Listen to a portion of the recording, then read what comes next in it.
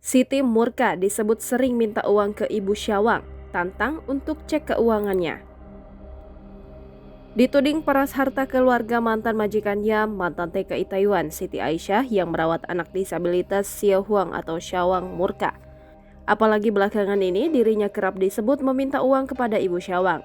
Siti juga membantah sering menghubungi Ibu Syawang karena menurutnya video yang ia kirimkan tak pernah dibalas.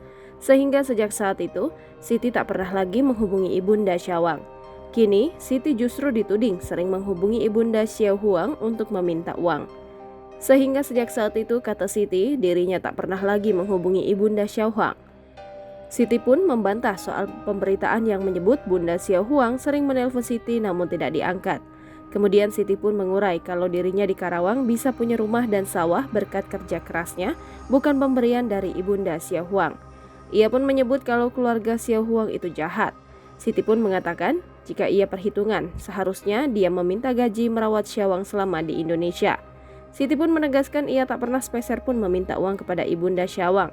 Siti juga menegaskan kalau dirinya batal mengantar Xiao Huang pulang ke Taiwan.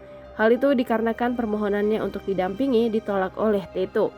Jika Xiao Huang tetap harus dipulangkan, ia hanya akan mengantarkan sampai ke Taiwan. Jangan lupa subscribe, share, komen, dan like ya!